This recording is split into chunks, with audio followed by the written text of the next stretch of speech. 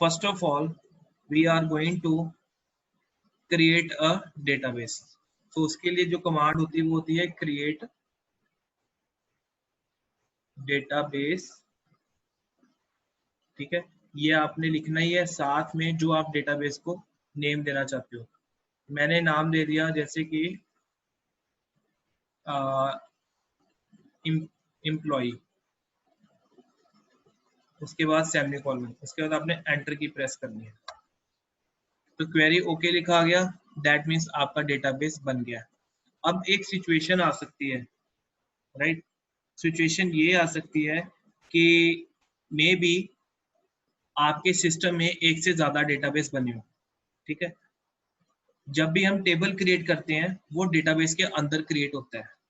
तो आपने जब टेबल क्रिएट करना है तो आपका जो सिस्टम है वो कंफ्यूज हो जाएगा कि मुझे जो टेबल है किस डेटाबेस के अंदर डालना है।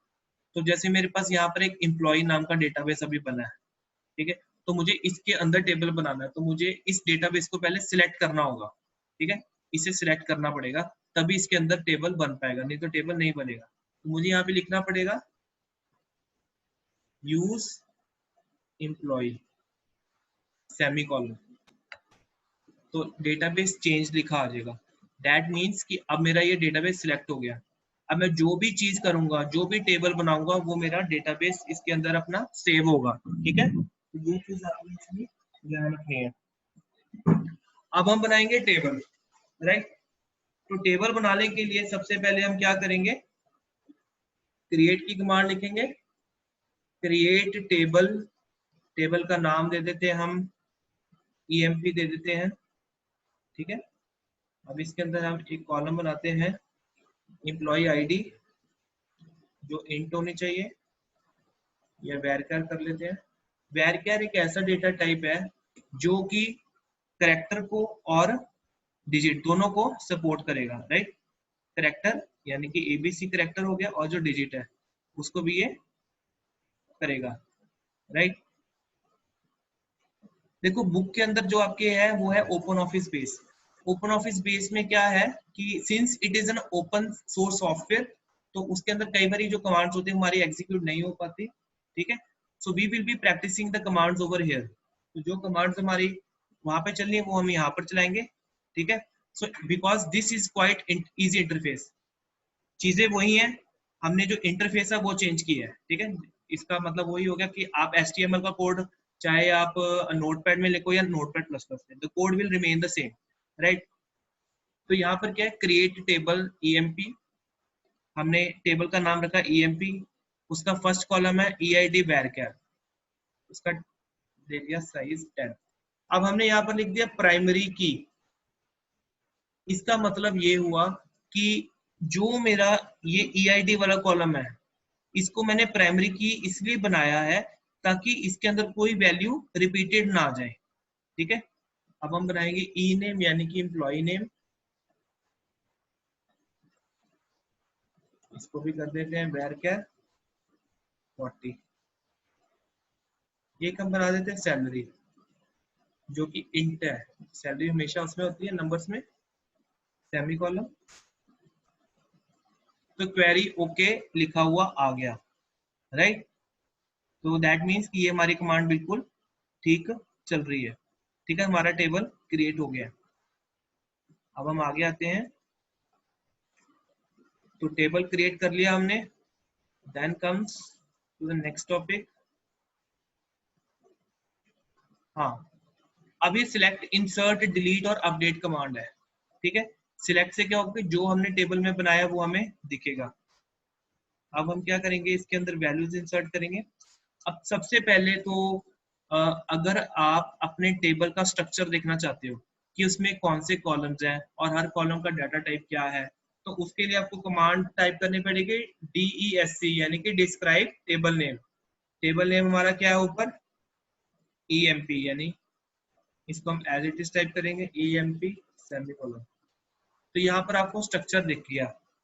ठीक है, कि मेरे पास फील्ड यानी कि 3 कॉलम्स है, EID, ई नेम, सैलरी, इसका टाइप है वैरचर टैग, वैरचर 40 इंट नल। नल का मतलब यह है कि इसके अंदर खाली वैल्यू अगर आप दोगे तो एरर आ जाएगा, इसमें खाली वैल्यू छोड़ सकते हो, इसमें भी खाली वैल्यू छोड़ सकते हो। और यहाँ पर ये दिखा रहा है कि ये प्राइमरी की है।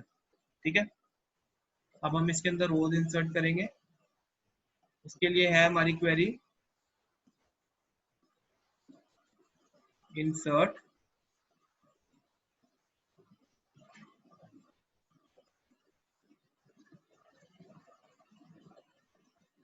Into EMP values. अब हमारा जिस हिसाब से टेबल क्रिएटेड था पहले क्या था, EID A101, ये एम्प्लॉय की आईडी है। क्योंकि ये वैरकर है तो इन्वर्टेड कॉमर्स में आएगा। Employ name Dinesh, salary 24,000 semicolon. तो क्वेरी ओके लिखा हुआ आ गया। ठीक है, अब हमने ये देखना है कि क्या हमारी जो रो हमने इंसर्ट की है क्या वो टेबल के अंदर चलेगी है कि नहीं। तो उसको देखने के लिए जो हमारी कमांड होती है वो होती है सिलेक्ट। सिलेक्ट स्टार, स्टार का मतलब सारे कॉलम, फ्रॉम टेबल का नाम है EMP। तो आप देख सकते हो कि यहाँ पर मेरे EID ई नेम सैलरी वाले कॉलम में ये वाली वैल्यूज आ चुकी हैं। ठीक है, अब स्टार की जगह अगर मैं लिखता हूं select EID comma E name from, from के बाद हमेशा टेबल नेम EMP, तो सिर्फ मुझे 2 कॉलम दिखाएगा, तीसरा नहीं दिखाएगा, क्योंकि मैंने EID और ई नेम ही सिलेक्ट किया है। सिलेक्ट कमांड ऐसी कमांड होती है जो आपको डाटा देखने में हेल्प करती है जो कि टेबल के अंदर आपने इंसर्ट किया हुआ है। ठीक है, आज स्टार का मतलब होता है सारे कॉलम देखने मुझे। Star means all columns, EID ई नेम सैलरी। अच्छा और भी होता तो वो भी आप देख सकते थे। ठीक है, तो ये हो गया। हम एक रो और इंसर्ट कर लेते हैं, insert into EMP values A102। अच्छा अब यहाँ पर आप देखना मैं एक डुप्लीकेट वैल्यू इंसर्ट करूंगा।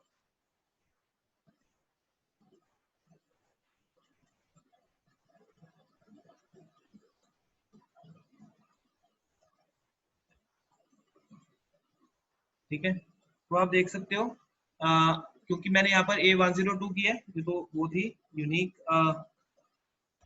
A101 करता हूँ दोबारा, ऋषभ 25,000। तो इसमें ये देखना आपको एरर जनरेट करेगा क्योंकि A101 ऑलरेडी एग्जिस्ट करता है। ठीक है, हमने दोबारा से A101 इंसर्ट कर दिया। अब इसने क्यों क्या एरर दिया है, क्योंकि ये हमारा EID जो है प्राइमरी की है, तो दैट मींस प्राइमरी की वाले कॉलम में कोई वैल्यू रिपीटेड नहीं आ सकती। तो अब हम देखेंगे सिलेक्ट कमांड से कि हमारे टेबल में अभी तक कितनी रोज आ चुकी है। You can see that there are 2 rows that has been inserted in the table। तो A101 ऑलरेडी था तो इस करके इसने ये वाला A101 नहीं एक्सेप्ट किया। अब हम देखते हैं नेक्स्ट कौन सी कमांड है। Insert we have done, select we have done. ठीक है, देन कम्स डिलीट। ठीक है, डिलीट एंड अपडेट। डिलीट और अपडेट में क्या होगा, this we have done insert. Delete में अगर आपने किसी रो को डिलीट करना है, ठीक है, उसमें आपको वेयर क्लॉज लगाना पड़ेगा। वेयर क्लॉज आपको बताएगा कि आपने कौन सी चीज डिलीट करनी है। ठीक है, तो कैसे होगा, मान लो मुझे राघव वाली रो को डिलीट करना है। सो डिलीट फ्रॉम टेबल का नाम EMP where EID equal to A102। तो ये रो डिलीट हो गई। अब हम दोबारा देखते हैं टेबल में कि क्या सच में डिलीट हुई है, चेक करने के लिए। यस, तो राघव वाली जो रो है हमारी डिलीट हो चुकी है। ठीक है, आपने वेयर क्लॉज देना है। वेयर क्लॉज आपको बताएगा कि आपने कौन सी चीज को कहां से रिमूव करना है।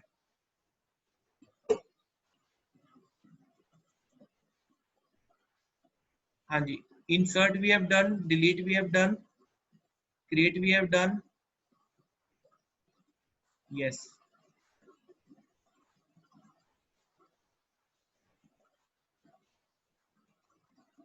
Now sorting means to arrange the data in either ascending or descending order. ठीक है, अब इसमें आपके पास कुछ रेफरेंशियल इंटीग्रेटेड रूल्स होते हैं। Referential integrated is used to maintain accuracy and consistency of data in a relationship. In base data can be linked between two or more tables with the help of primary key and foreign key. ठीक है, आप tables को primary की और foreign की दोनों के through आप ज्वाइन कर सकते हो। ठीक है, adding records to a relating table if there is no associated record available in the primary key table, changing values in a primary key if any dependent records are present in associate table, deleting records from a primary key table if there are any matching related records available in associated table। अब यहाँ पर क्या बताया जा रहा है कि अगर आपके दो टेबल्स आपस में मैच्ड हैं, आपस में ज्वाइंट है, तो अगर आप एक जगह चेंजेस करोगे तो दूसरी जगह भी चेंजेस रिफ्लेक्ट हो जाएंगे। दैट मीन्स कि जैसे अगर हमारे पास एक ऑर्गेनाइजेशन है, उसका अलग अलग जैसे स्कूल है, ये कॉलेज है, उसके रिसेप्शन पे जो डेटा है और उसकी लाइब्रेरी में जो डेटा है, अगर बच्चा रिसेप्शन पे अपना फोन नंबर चेंज करा रहा है, ठीक है, तो ऑटोमेटिकली जो चेंजेस है वो लाइब्रेरी वाले स्टूडेंट के रिकॉर्ड में भी रिफ्लेक्ट कर दे, वहां पे भी फोन नंबर उसका ऑटोमेटिकली चेंज हो जाए। ये नहीं कि एक स्टूडेंट को पहले वहां पे चेंज कराना पड़ रहा है, फिर दूसरी जगह जाके दूसरी जगह पे। ठीक है, तो ये चीज होती है इसमें। Creating and editing relationships between the table. A relationship refers to an association or connection between two or more tables. So when you relate two tables, you don't need to enter the same data in the separate tables. अगर आपके tables joined हैं, ठीक है, मतलब कि अगर आपने reception वाले में डाटा इंसर्ट कर दिया तो वो लाइब्रेरी वाले में ऑटोमेटिकली चला जाएगा।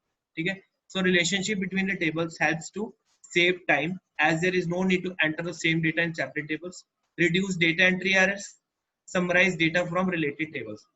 data entry errors क्या होते हैं कि you know when we are going to type a lot of data, तो chances are there कि डेटा में की एंट्री में एरर आ जाए। ठीक है, ए की जगह सी टाइप हो जाए, डब्ल्यू की जगह वी टाइप हो जाए, तो these are normal typing errors आ जाते हैं। बट अगर आपने एक जगह डेटा, आपको अगर पता है कि मैंने एक ही जगह डेटा इंसर्ट करना है, so you will be inserting it very quietly, very carefully, तो जिससे क्या होगा, एरर आने के चांसेस कम होंगे। Summarise the data from related tables. आप रिलेटेड टेबल्स में से डेटा को कैप्चर भी कर सकते हो, उसमें से आप इंफॉर्मेशन गैदर करके डिसीजन भी ले सकते हो। So you can create a relationship between any two tables by selecting relationship option from the tool menu. So add the tables in amongst which you want to create a relationship, select the tables and click on add button। ठीक है, तो उसमें जब आप दोनों tables को add करोगे, तो जैसे हमने ओपन ऑफिस बेस में किया था कि दो टेबल्स आपस में क्या हो जाएंगे, हमने एक टेबल ऐड किया, उसके बाद दूसरा टेबल ऐड करोगे by pressing this keyword add. ठीक है, so I will show you by zooming it. इस कीवर्ड को जब आप ऐड करोगे तो दैट मीन्स कि इससे क्या होगा, हम दूसरा टेबल भी उसमें ऐड कर देंगे। अब आते हैं इसमें, there are 3 types of relationships which can be created in tables. पहला है 1 to 1, दूसरा है 1 to many और many to 1, और तीसरा है many to many। So there are 2 ways to create the relationship between the tables. Click insert and select a new relation option in design window। ठीक है, आपने क्या करना है, डिजाइन विंडो पे जाना है। ठीक है, उसके अंदर क्या आएगा, इंसर्ट न्यू रिलेशन। ठीक है, अब ये एक टेबल है EMP, ये आप देख सकते हो कि ये एक टेबल है EMP और ये दूसरा टेबल है डिपार्टमेंट DEPT। ठीक है, I will zoom it more. अब इस टेबल में जो कॉलम्स है वो है EMP ID, EMP name, designation and department ID। ठीक है, और डिपार्टमेंट में department ID, department name and location. अब यहाँ पर आप देख सकते हो कि जो डिपार्टमेंट ID है वो यहाँ पर भी है, यहाँ पर वो इस टेबल की प्राइमरी की ऐड करेंगे। दैट मीन्स कि डिपार्टमेंट ID इस टेबल का एक ऐसा कॉलम है जिसके अंदर की सारी वैल्यूज अलग अलग है, सेम कोई भी नहीं है। ठीक है, और इन दोनों को जोड़ने के लिए हमने यहाँ पर भी डिपार्टमेंट ID नाम का एक कॉलम क्रिएट किया हुआ है। ठीक है, तो सेम कॉलम जब दो टेबल्स में आ जाता है तो वो दो टेबल्स को आपस में जोड़ने का काम करता है। राइट, तो यहाँ पर आप देख सकते हो, सबसे पहले आपको डिजाइन में जाके दो टेबल्स को सिलेक्ट करना पड़ेगा। जैसे पहला EMP और डिपार्टमेंट। ठीक है, तो आपने दो टेबल्स को सिलेक्ट किया। फील्ड्स इन्वॉल्व्ड कौन कौन सी है, एम्प्लॉय की एम्प्लॉय ID और डिपार्टमेंट की department ID, department name, location. ठीक है, इन दोनों को आपने क्या किया, सिलेक्ट कर लिया इसकी, ठीक है। तो ये डिफॉल्ट सेटिंग्स होती है, अपडेट कास्केट, डिलीट कास्केट, ये आपने नहीं छेड़नी है। Then you have to press the okay button. तो ये आप देख सकते हैं हाईलाइट किया हुआ कि आपने ओके बटन को क्लिक करना है। उसके बाद what you need to do, drag the primary key column from one table and drop it to the key column of another table। तो एक कॉलम की प्राइमरी की को ड्रैग करके आपने दूसरे कॉलम में इंसर्ट करना है, ठीक है। तो इससे क्या होगा कि दोनों टेबल्स आपस में रिलेशनशिप एस्टेब्लिश कर लेंगे, they can exchange information, they can exchange the values. अब आता है one two one relationship. In this relationship both the tables must have the primary key column. तो इसमें क्या है, वो दोनों टेबल्स में प्राइमरी की होनी जरूरी है। दैट मींस कि दोनों टेबल में एक ऐसा कॉलम होना जरूरी है जो दोनों टेबल्स को यूनिकली आइडेंटिफाई करे। So in the given tables EMP and department, EMP ID in the EMP table and department ID in the department table are primary keys, ठीक है। So here you can see that कि अब ये जो आपको दिख रही है ना, ये EMP टेबल है, इसमें ये जो EMP ID है इसके आगे आपको की दिख रही है। ये की बताती है कि ये की का सिंबल बताता है कि इस टेबल में जो ये कॉलम है EMP ID ये प्राइमरी की है। दैट मीन्स इसकी सारी वैल्यूज यूनिक होनी चाहिए। और इस टेबल में क्या है, डिपार्टमेंट ID, ठीक है। डिपार्टमेंट ID इस टेबल में यूनिक है और इसको भी हमने प्राइमरी की बनाया हुआ है। कैसे पता लग रहा है, इसके आगे की का साइन आ गया हुआ है। अब ये दोनों क्या है, आपस में जुड़ रही है। और ये कौन सा रिलेशन है, 1 to 1, ठीक है, 1 to 1 रिलेशन है।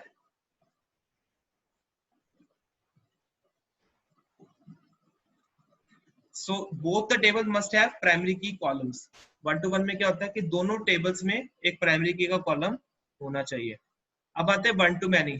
In this relationship, one of the table must have a primary key column। It signifies that one column of primary key table is associated with all the columns of associated table।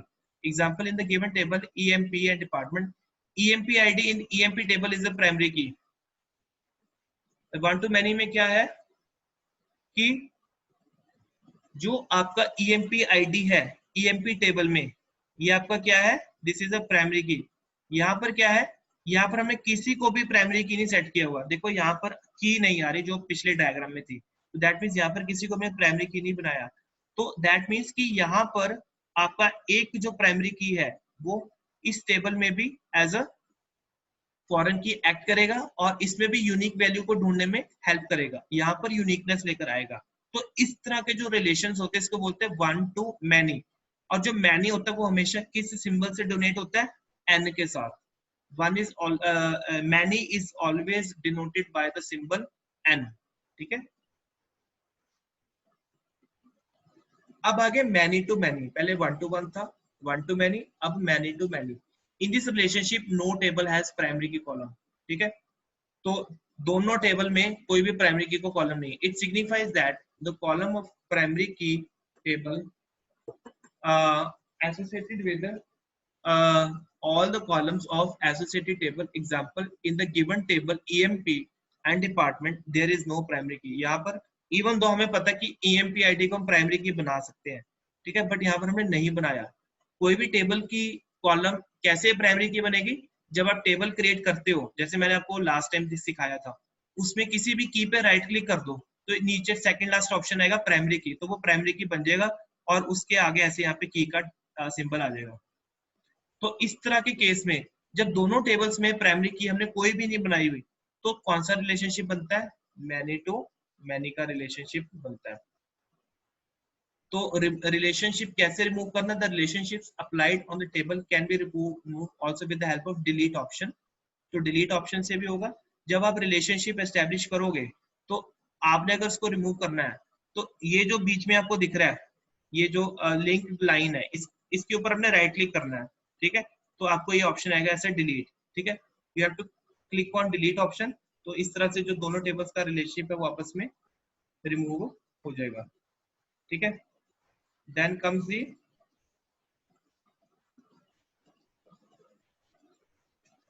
retrieve data using query। अब ये हमने कर लिया है। हाँ, उसके बाद हम करेंगे ऑर्डर बाय। ऑर्डर बाय क्या करता है, आपके डेटा को ऑर्डर वाइज क्रिएट करता है। इसको हम प्रैक्टिकल इंप्लीमेंट करते हैं। हम जैसे इसमें 2-3 रोज और इंसर्ट कर लेते हैं।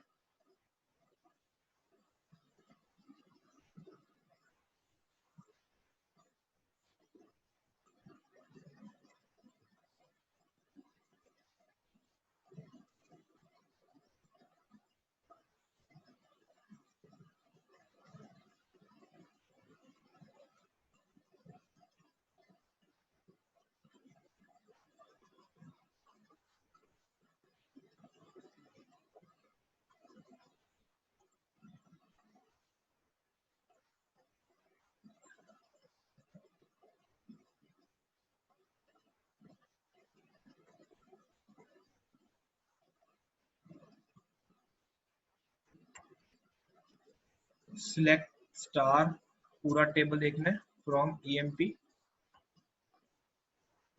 ठीक है, अब मुझे क्या करना है, मुझे इन सबको अल्फाबेटिकली प्रिंट करवाना है। ठीक है, तो मैं क्या करूंगा, वही सिलेक्ट स्टार फ्रॉम ईएमपी। आपने इसके बाद लिखना ऑर्डर बाय ई नेम। तो देखना पहले इंग्लिश अल्फाबेट में पहले डी आता है। अब डी डी सेम है तो अगला लेटर देखेगा डी ए और डी आई। सेकेंड लेटर में ए पहले है और दूसरे में आई बाद में, तो पहले डी ए वाला आएगा नाम, फिर डी आई वाला, फिर के। ठीक है, अब मुझे क्या करना है, सैलरी वाइज करना है। ठीक है, तो क्या करेंगे, ऑर्डर बाय सैलरी। ऑर्डर और बाय में कभी भी स्पेस नहीं, उसमें कभी भी इकट्ठे नहीं आते, स्पेस आती है। तो आप देख सकते हो कि 15,000, 18,000 एंड 24,000 ये आपका इंक्रीजिंग ऑर्डर में प्रिंट होगा। ठीक है, so this is order by, जब आपने अपने डेटाबेस को ऑर्डर में करना है। ठीक है, तो सिलेक्ट स्टार ये आपको अभी मैंने करवाया था, इससे आप सारे कॉलम्स देख सकते हो। ओके, अब मुझे अगर पर्टिकुलर वैल्यू देखनी है, मान लो मुझे उस एम्प्लॉय का डाटा देखना है जिसकी सैलरी 15,000 है, तो मैं क्या लिखूंगा, सिलेक्ट स्टार यानी सारे कॉलम्स फ्रॉम ईएमपी वेयर। अब वेयर क्लॉज लगाना, जब आपने फिल्टर करना है तो वेयर क्लॉज लगाना है। तो वेयर सैलरी इक्वल टू 18,000, तो देख सकते हो 18,000 वाला आपके पास आ गया है। ठीक है,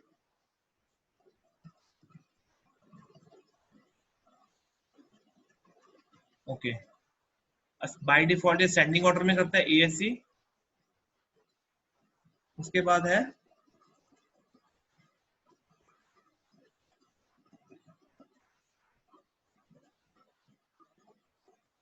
अब हमने यहाँ पर एक कीवर्ड लगाया DESC, order by salary DESC यानी डिसेंडिंग। तो डिसेंडिंग होने से क्या हुआ कि जिसकी सैलरी सबसे ज्यादा उसका नाम सबसे ऊपर आ गया, उसके बाद उससे कम वाली का और सबसे नीचे जिसकी सबसे कम है। ठीक है, तो डीईएससी लगाने से क्या होगा कि बिगेस्ट टू स्मॉलेस्ट प्रिंट हो गया, यानी कि डिसेंडिंग ऑर्डर। उसके बाद आती है अपडेट कमांड। ठीक है, अपडेट के बाद table name set column name equal to value. ठीक है, जैसे यहाँ पर एक कमांड या update student set location Bhubaneswar where roll number 41। अब मान लो कि ये एम्प्लॉय बहुत अच्छा काम कर रहा है।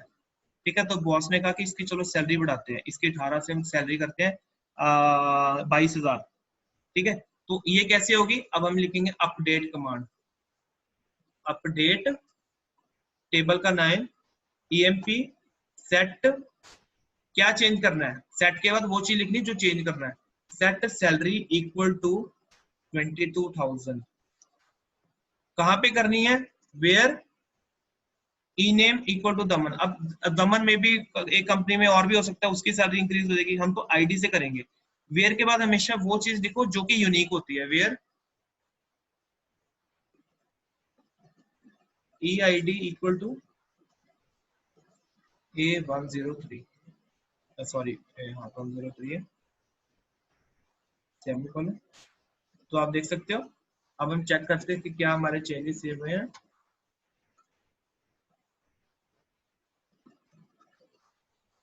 तो आप देख सकते हो कि दमन की सैलरी अब 22,000 हो चुकी है। ठीक है, अब मैं आपसे पूछूंगा, आप में से किसी में से रैंडम पर्सन से।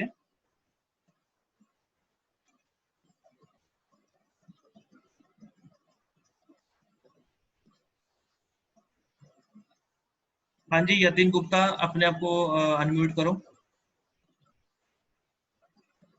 यतिन गुप्ता।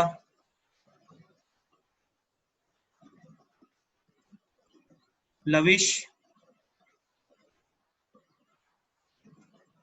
Sir yes. हाँ जी लविश, मुझे बताओ कि जैसे अब मेरे पास एक एम्प्लॉय है दिनेश, ठीक है, सर इस यस। इसकी सैलरी 24 से मुझे 28,000 करनी है, तो कैसे करेंगे? क्या कमांड लिखेंगे?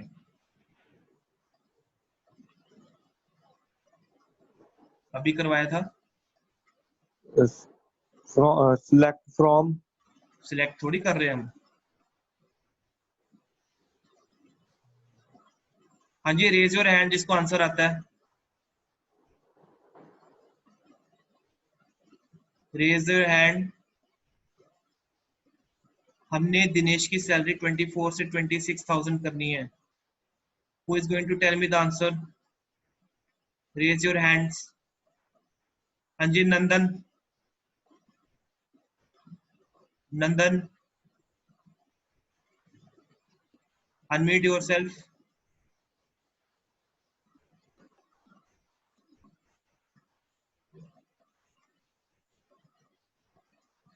हाँ जी ज्योति।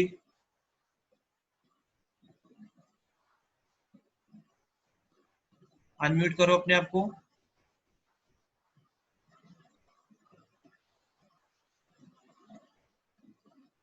शुभानंद।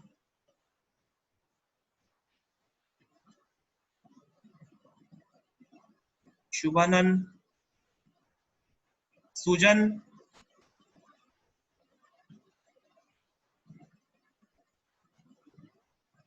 सो अगर मुझे दिनेश की सैलरी इंक्रीज करनी है, so what I will be writing? Update EMP set salary equal to 26,000 where ename equal to Dinesh. ठीक है, तो इस तरह से आप इसमें